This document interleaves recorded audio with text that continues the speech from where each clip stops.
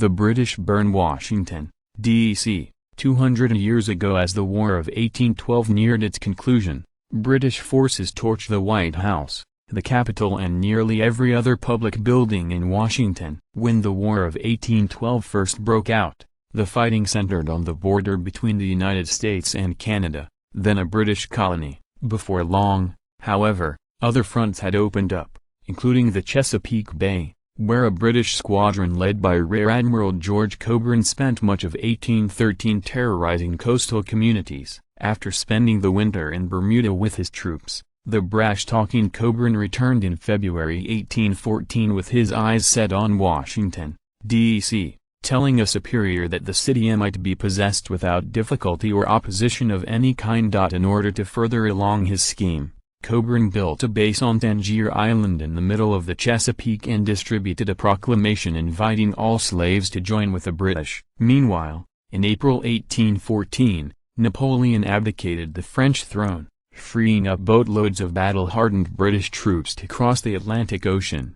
About 4,000 arrived in the Chesapeake in mid-August, along with numerous frigates, schooners, sloops and other warships, whereas an even bigger force went to Canada. By that time, President Madison had established a new military district for the D.C. area, for which he wanted at least 2,000 U.S. Army regulars, plus 10,000 to 12,000 militiamen ready in reserve. Yet only a fraction of this force was ever rounded up, in part because Secretary of War John Armstrong insisted until the last possible moment that the British would not attack the capital. Not even an anonymous letter detailing Cockburn's invasion plans spurred the administration to action, nor did a plea from Washington's mayor, who called the city defenseless.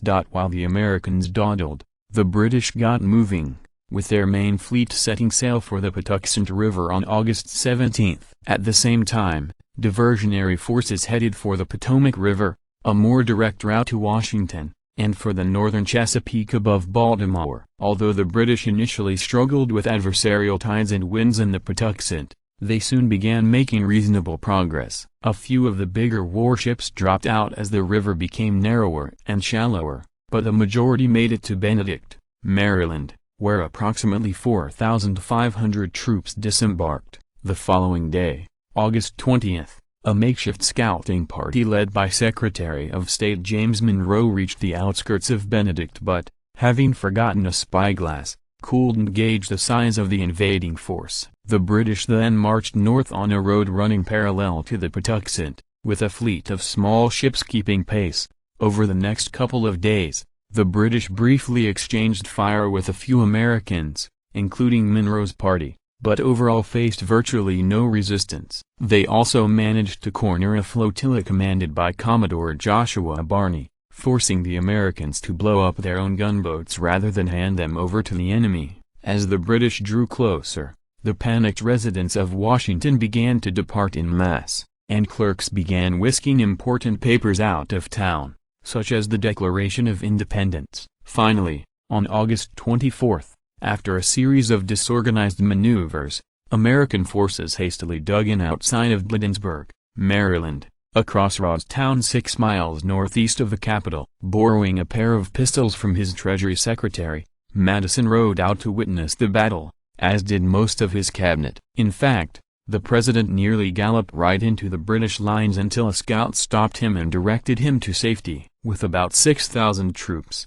the Americans at Bladensburg outnumbered the British, and they also had a distinct advantage in terms of cavalry and artillery. Moreover, the British had just marched 15 miles through heat so stifling that several men fell victim to sunstroke. Yet when they charged over a bridge at the Americans, militiamen started fleeing almost immediately. Additional militiamen were sent up to restore the breach, but they too were scared off, due largely to the intimidating but notoriously inaccurate Congreve rockets being fired their way.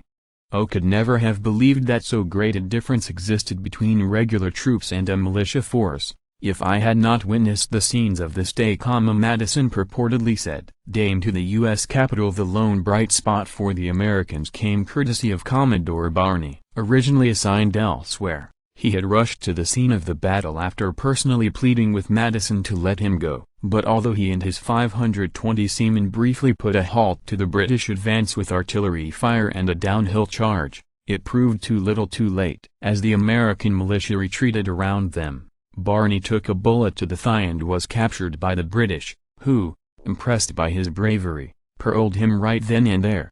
"Oh, they have given us the only fighting we have had," Coburn declared of the seaman. Madison, meanwhile, sent ahead a messenger to his wife, Dolly, who consented to leave the White House only after arranging for the safety of a full-length George Washington portrait. On the heights overlooking D.C., the commander in charge of the city's defense considered making a second stand, but with his troops scattered in all directions, he ultimately decided to leave Washington at the mercy of the British. They arrived around sunset, prompting a U.S. captain to order the Washington Navy Yard set ablaze, including 2 warships, much timber and a sawmill. Around the same time, the British burned down a private residence from which some Americans had just fired at them. For the most part, though, the British left private property alone, focusing their attention instead on the city's government buildings. Seeking revenge for the sacking of York, present-day Toronto, the British first stopped at the still uncompleted Capitol, where they piled up furniture in both the House and Senate wings, mixed in rocket powder and applied the torch. Within minutes, flames were shooting out through the windows and roof, damaging not only the congressional chambers, but also the Library of Congress and the Supreme Court, which were located inside. Next, about 150 men marched down Pennsylvania Avenue to the White House, then better known as the President's House. Upon consuming food and wine that had been set out for 40 people, they stole some souvenirs, like Madison's medicine chest, and started a new inferno that left the structure a charred mess. The adjacent Treasury building was also burned, although much to their disappointment, the British found no money inside. As they camped that night on Capitol Hill, the glow from the fires could be seen as far away as Baltimore. More destruction occurred the following day, when the British torched what remained of the Washington Navy Yard and the Treasury building,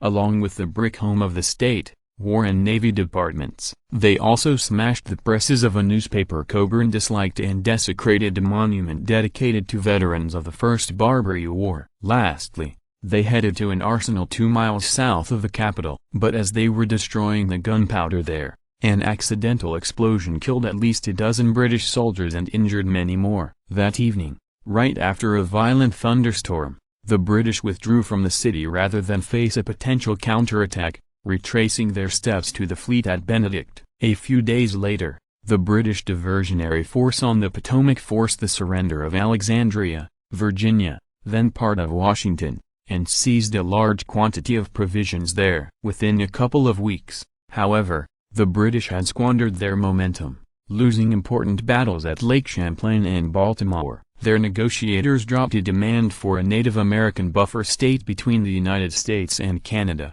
and on December 24, 1814, the two sides signed a peace treaty in which they agreed to return all conquered land to each other. With the British no longer a threat, Reconstruction then began on the Capitol and White House. Access hundreds of hours of historical video, commercial-free, with History Vault. Start your free trial today.